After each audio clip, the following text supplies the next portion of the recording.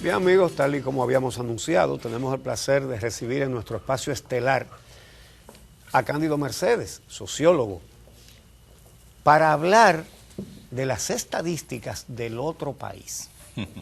Porque aquí hay uno que describió el presidente y si usted no se había enterado, usted es feliz, tiene todos sus problemas resueltos y sea quien usted sea, usted no es pobre.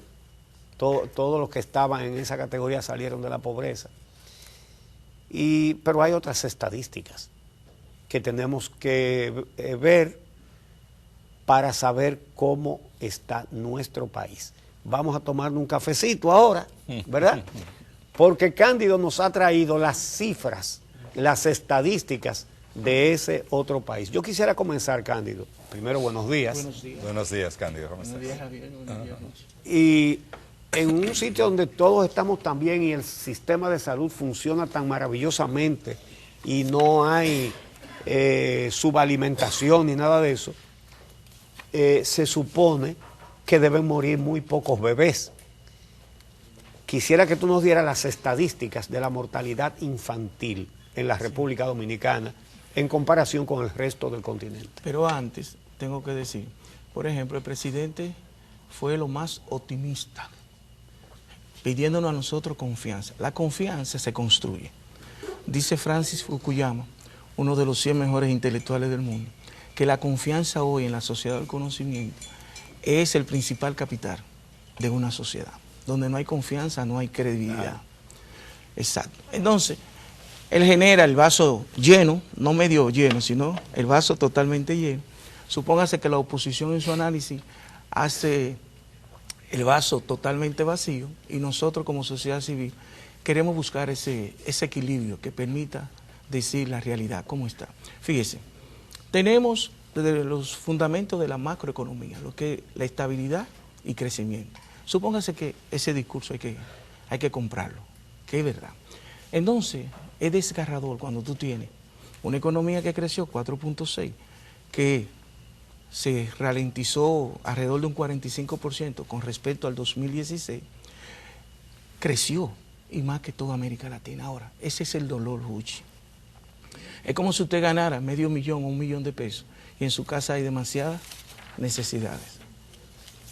Sí. Porque usted gana bien. Ahora, si yo gano 10,000, 15,000 pesos, que es la realidad de este país, cuando un día no hay cena, la mujer no puede pelear, porque ella sabe cuál es la realidad.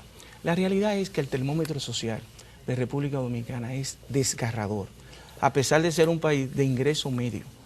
Ingreso medio alto. Medio alto. Estamos hablando de $7,200 de ingreso per cápita por habitante, pero la desigualdad es muy grande.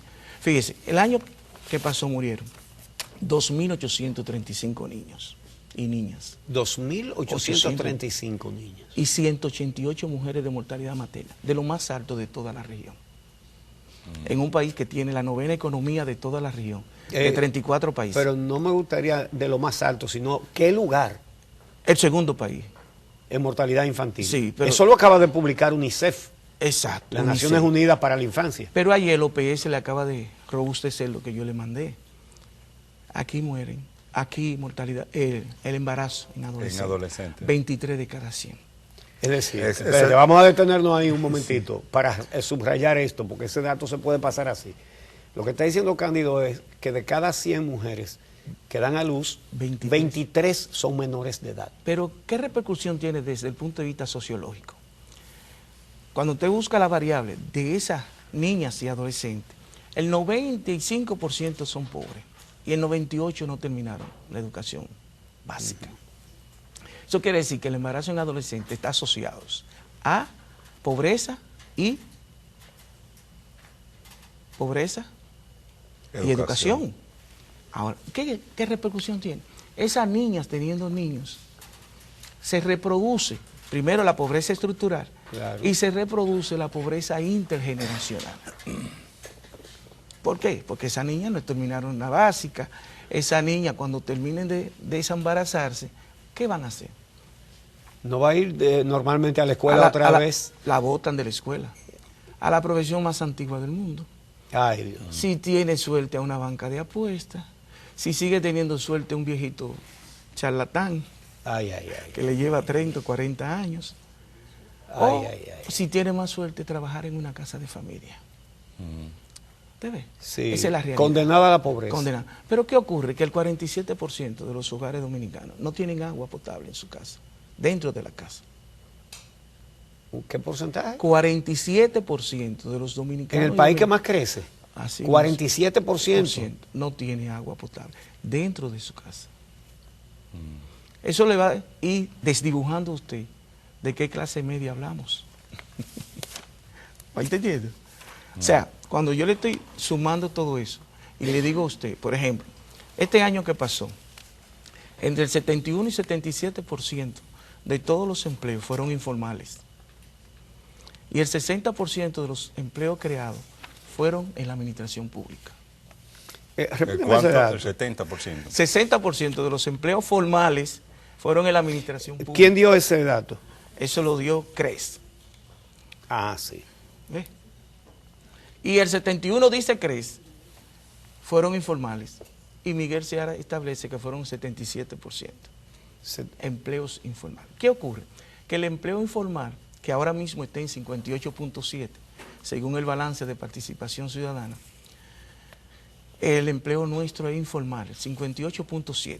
Y el empleo informal gana 30% menos que los empleos formales. Promedio. Pero cuando usted entra a la Tesorería de la Seguridad Social, le va a decir a usted que el promedio salarial en República Dominicana es 21.000 pesos. Pero la canasta promedio de República Dominicana está en 29.997 pesos. Vamos a redondear. En promedio, estamos hablando del promedio nacional. Sí. Porque el quintil número 1 está en 13.700. Claro. 21.000 pesos es el promedio de qué salario. Promedio nacional de salario en República Dominicana. Pero ¿qué pasa? Que usted tiene que el 20% de los que trabajan en la administración pública ganan 5.117 pesos. Te oye, el 20%. Por ejemplo, turismo, que tiene alrededor de 250.000 empleos. Turismo, el salario mínimo, ahora fue que se llevó a 10.335,75. Turismo. Y zona franca, que ahora le aumentaron, gana 9.200. Yeah. Y es importante porque todos estos indicadores lo que te evidencian es si el país está desarrollándose o no, o si la gente está viviendo en las condiciones adecuadas de una sociedad que se dice en crecimiento. Entonces tenemos una contradicción fuerte. Por un lado, el tema del crecimiento y la estabilidad económica, que República Dominicana se ubica en los primeros lugares en la región, pero por otro lado, estos indicadores en materia social que evidencian que son indicadores propios de un país pobre que no crece. ¿Cómo te explica por qué se da ese tipo de situaciones? Te voy a decir eso, pero déjame decirte un dato que dice el Latinobarómetro. Solo el 38% de la población dominicana tiene ingresos para satisfacer sus necesidades vitales. Se los pongo ahí. 38%. El 42% no tiene comida suficiente en República Dominicana. 42%. Esos datos son del Latinobarómetro de septiembre del 2017. El 42% no tiene comida suficiente. ¿Qué lo explica? Ese es el dolor. Que somos una economía que crece, pero con una pésima distribución de la riqueza. Nosotros somos el segundo país con la peor distribución de la riqueza. El primero es Chile. ¿Quién mide eso? ¿Quién mide eso? El coeficiente de Gini. No, y eso lo dice el Ministerio de Economía, Planificación y Desarrollo. De aquí, de la República Dominicana. Sí. Repítame el dato. El segundo país con la peor distribución de la riqueza de toda la región, de 34 países, es República Dominicana. Según el coeficiente de Gini, nosotros estamos en 0.458. Mientras más se acerca uno, mayor es la desigualdad social. Entonces, la distribución de la riqueza es pésima. En Chile no hay pobre, casi. Esa sí es una sociedad de clase media, Uruguay, Chile. Sí. Entonces, la mala distribución de la riqueza hace que ese termómetro social... Pero en Chile hay desigualdad, eso sí. De mayor desigualdad, pero claro, está bien.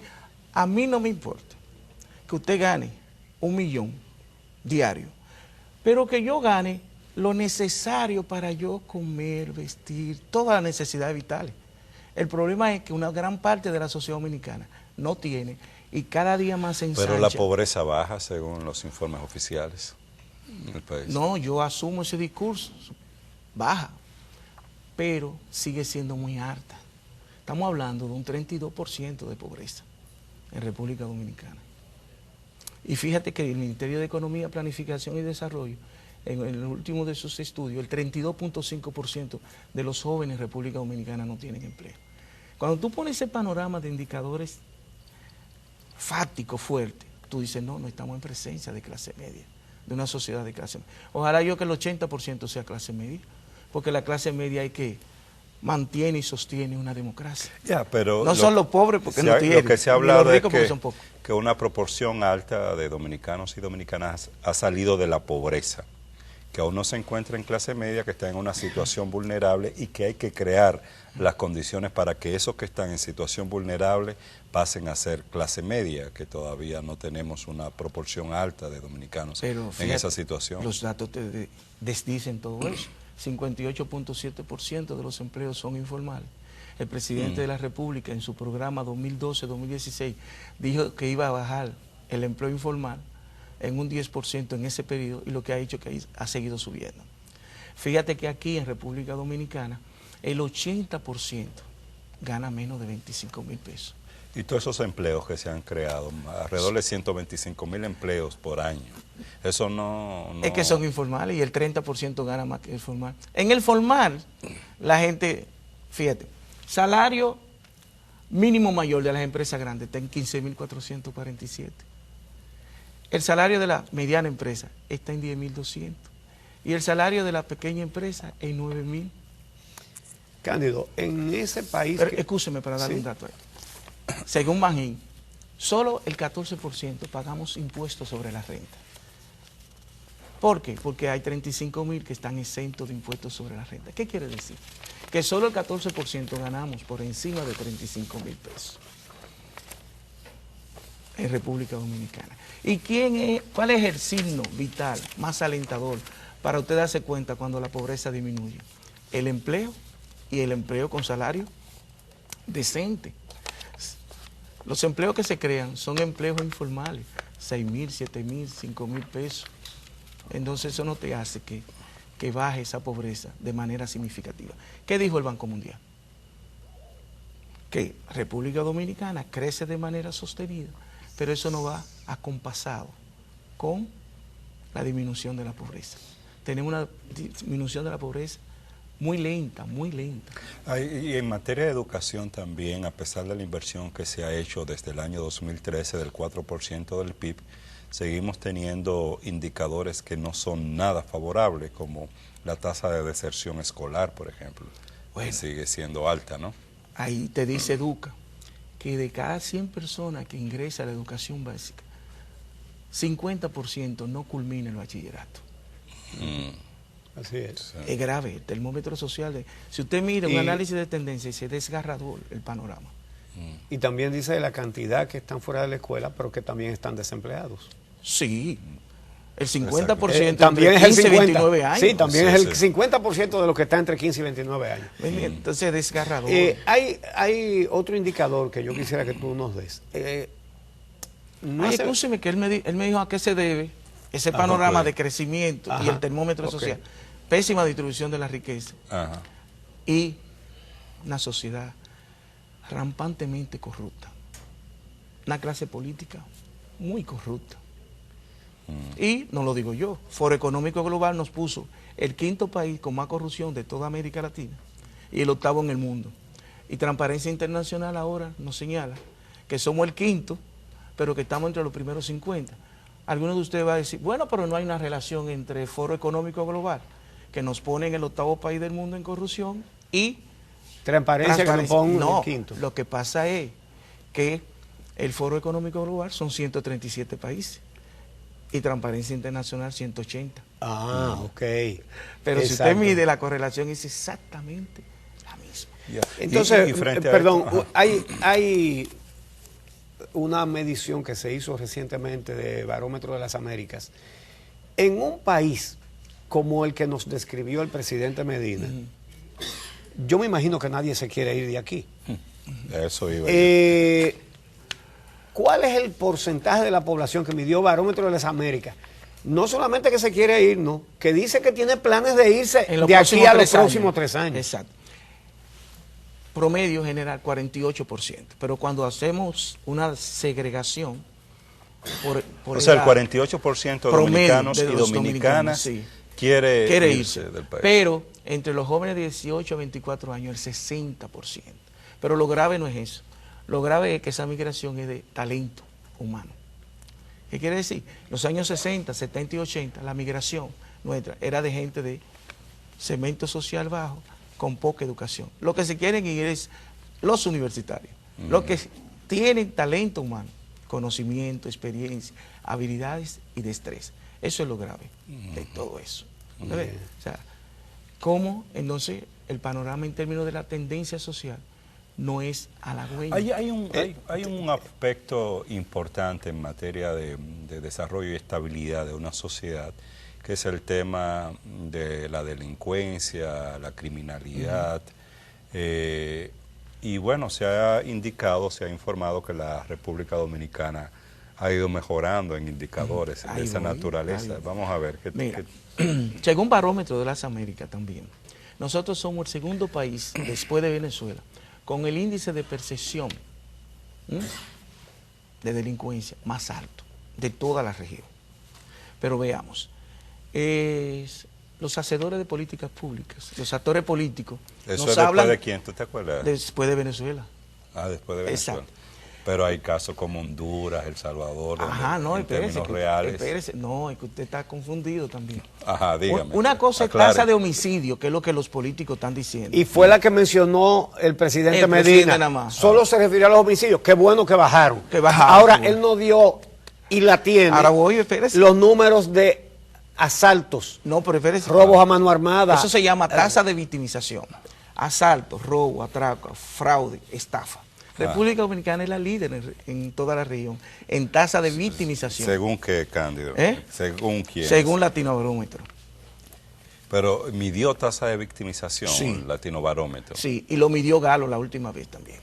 La tasa de victimización puede ser directa e indirecta. Ajá. Le preguntan, Javier, en los últimos 6 meses, ¿usted ha sufrido un asalto, un robo, un atraco? No. ¿Conoce a alguien cercano a usted que haya sufrido? Sí, el vecino de al lado, o mi primo, o mi hermano. Por ejemplo, en mi casa, a mí me atracaron.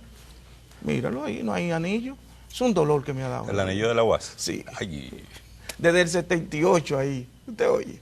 A mi esposa la han atracado 2 veces. Una saliendo del supermercado, otra que iba con mi hija que sufre del corazón y le pusieron una pistola en la cabeza. Y la atracaron, le dieron por atrás, ¡pra! Y la atracaron. Mi hijo, que es judoka y mide 6'2", lo atracaron. ¿Cómo? Sí. Iba para una fiesta en una casa y fueron. Cuando iba llegando, habían 4 gente ahí esperando. Sí. Lo atracaron a toditos. Pero tú dices que en la fíjate tasa de bien, victimización... una sola persona 39%. tiene, una sola ¿Y persona qué lugar ocupa en la tiene tasa? 4 El primer atracos en la lugar. familia. Pero es que eso no es posible, Es que Cándido. no, es que- porque es que Sí. la situación de Honduras, por Es que ejemplo, Honduras es tasa de homicidio y victimización. porque yo pero es que aquí hay más conozco, atraco, más que no es robo, más posible, pues búscalo. Cándido. Bueno, vamos a buscar ese por- dato. por- pero, ¿por qué tú crees que el presidente- Honduras. Oye, ¿por qué tú crees que el presidente- El Salvador. Sí. Yo estoy hablando de asalto, atracos, sí, robos. yo lo ¿Por qué sé. tú crees que el Pero presidente ven solamente acá. dijo los homicidios que bajaron? Porque ese es el indicador que más se utiliza para medir Bueno, la situación claro, de es importante. criminalización. Tasa de homicidio, y cierto, no solo aquí, a nivel internacional. Tasa de victimización menos, se utiliza menos, pero si tú comparas con países, sobre todo de Centroamérica, con Sí. niveles de violencia y de criminalidad altísimos, como Es que no Honduras. necesariamente. Un país puede tener una tasa de homicidio altísima y una tasa de victimización baja. Y viceversa. Tener una tasa de victimización bajita y una tasa de homicidio altísima, como es Honduras, Es como es posible. Guatemala, Sí, sí. como El Salvador. Pero míralo ahí, Barómetro de las Américas te lo Sin mide. duda es positivo que haya bajado la tasa El de crimen- homicidios. Qué Sí, sí, bueno. sí, Ahora, la cantidad de atracos, tú lo acabas de decir, a ti te atracaron, a tu esposa le atracaron, a tu hija le atracaron y a tu hijo lo atracaron. Y tú sales a preguntar, y la mayoría de la gente te dice lo mismo. Si tú preguntas A al todos. personal de aquí del piso, A toditos lo han atracado y algunos varias veces. Uno solo que no. Nada más hay uno que dice que no. ¿Me entiendes? Sí. Mira, al coordinador, aquí a Carlos, lo han atracado 2 veces. ¿Y eso qué hace? No, va generando en la sociedad una paranoia social. Sí. Acuérdate, hay un 44% de personas que no salen de noche por miedo a la delincuencia. ¿Quién dice eso? No lo digo yo. Eso lo dice el último informe de la Oficina Nacional de Estadística de este país. El estudio más grande sobre seguridad ciudadana está ahí. 44% deja de salir por eso. Pero ¿qué ocurre? Que el crimen organizado creció según Barómetro de las Américas. Mírenlo ahí. Sacamos 104 promedio en el Foro Económico Global. Sin embargo, en el crimen organizado, ¿cuánto sacamos? Sacamos 115. ¿En cuánto estaba anteriormente? 102. A propósito del Foro Económico Global, el índice de competitividad global, ¿qué fue lo que pasó? Que del año 16 al 17 bajamos 13 puntos. Que tengo entendido que es el descenso más grande de todos los países. De todos los países. Que el país que más descendió en el índice de competitividad fue República Dominicana. De un año a otro. Y el presidente estuvo por allá ahora. Sí, exactamente. Y mi amigo Leonel Fernández en su periodo fue 2 veces a Davos, al Foro Económico Global. Eso es uno de los indicadores más creíbles en todo el mundo. ¿Sí? ¿Y cómo fue el asunto? Es que acuérdese que ya estábamos, déjame ver, en el lugar... Sacamos 92 de 138. Y ahora 104 de 137. Entonces, si usted le da por todos lados, eso significan 13 puntos. 13 puntos. Sí, lo que pasa es que, miren, los partidos políticos, lejos de mejorar, han desmejorado. El Congreso evaluado también. La Policía Nacional. Desvío de los fondos públicos. Favoritismo en los funcionarios públicos para la toma de decisiones. O sea, todo eso ha ido desmejorando en lugar de mejorar. Acuérdense que ya Atalí hizo un estudio en República Dominicana que nos costó $1 millón de dólares, de donde decía que el primer elemento fundamental en esta sociedad es devolver la confianza a las instituciones. En República Dominicana tenemos leyes, pero no legalidad. Tenemos instituciones, pero no institucionalidad. Entonces, es como usted vio, por ejemplo, en mi amigo Reinaldo. Eso no dice la Constitución que usted no tiene que hacerlo, pero eso no se hace desde el punto de vista del protocolo. Tú dices lo que habló sobre la primaria y la convención de delegados. Y todo eso. Por ejemplo, el artículo 114, ¿qué nos dice? Nos dice que el presidente tiene que hacer una rendición de cuentas de la administración presupuestaria, financiera y de gestión y las proyecciones macroeconómicas y fiscal del año que... No habló de déficit, no habló de endeudamiento, no dio ni un solo numerito y eso es, esos aspectos. Y eso es por constitución que tiene que decirlo. Sí. ¿Usted ve? Entonces, eso es lo que uno aspira. Vamos a hacer una al pausa. Imperio de la ley. No, una pausa no, perdón, concluimos. No, agradecerle a Cándido que haya compartido todos estos datos, estas informaciones que ponen en evidencia cuál es la realidad del país en que vivimos y los grandes retos que en materia de desarrollo social e institucional tiene la República Dominicana.